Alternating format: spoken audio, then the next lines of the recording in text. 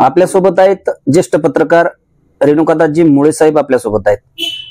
ज्येष्ठ गौरींचं आगमन आपल्या घरी झालेलं आहे, काय सांगणार जनतेला 2 शब्द?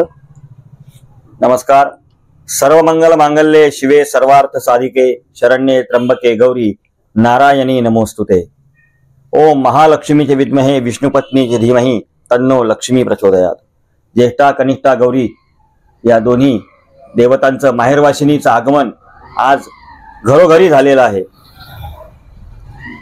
दरवर्षी भाद्रपद महिन्याच्या शुक्ल पक्षामध्ये अष्टमी तिथीला अनुराधा नक्षत्रावर ज्येष्ठा कनिष्ठा गौरींचं आगमन हे होत असतं।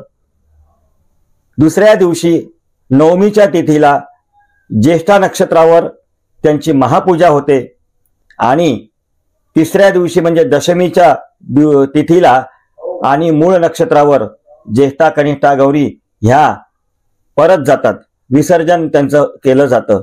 अशा प्रकारे 3 दिवसांचा हा पारंपरिक उत्सव महाराष्ट्रातल्या गावोगावी असंख्य घरांमध्ये साजरा केला जातो। यामागे एक लोकपरंपरा आहे, कहाणी आहे, धार्मिक त्याला किनार आहे आणि ही एक समृद्ध अशी महाराष्ट्राची परंपरा आहे।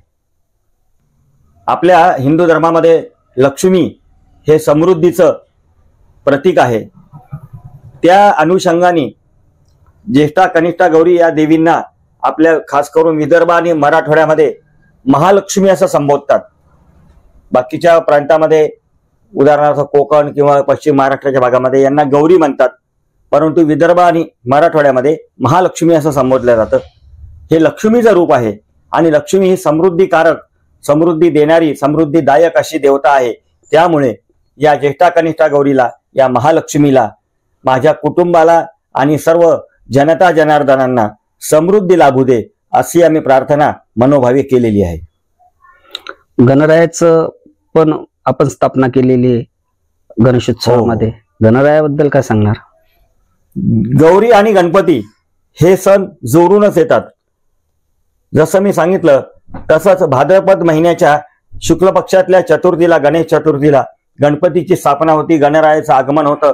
10 दिवसांचा साधारणतः हा उत्सव असतो आणि या गणपतीला सुद्धा आपण आद्य पूजेचा मान आपल्या धर्मामध्ये दिलेला आहे। त्या अर्थाने गणपती आणि गौरी हे दोन्हीही मानवाचं जे भौतिक जीवन आहे त्या जीवनाला सुखकारक बनवणाऱ्या, समृद्ध आणि मंगलमय बनवणाऱ्या अशा देवता आहेत। गणपती हा खास करून विद्येची आणि 64 कलांची देवता आहे। त्यामुळे आपल्या घरातील आपले सर्व मुलं त्यांना चांगली विद्या दे, सद्बुद्धी दे, कलावंतांच्या कलेला भरभराट येऊ दे अशी या निमित्तानं आपण गणरायाच्या चरणी प्रार्थना केलेली आहे।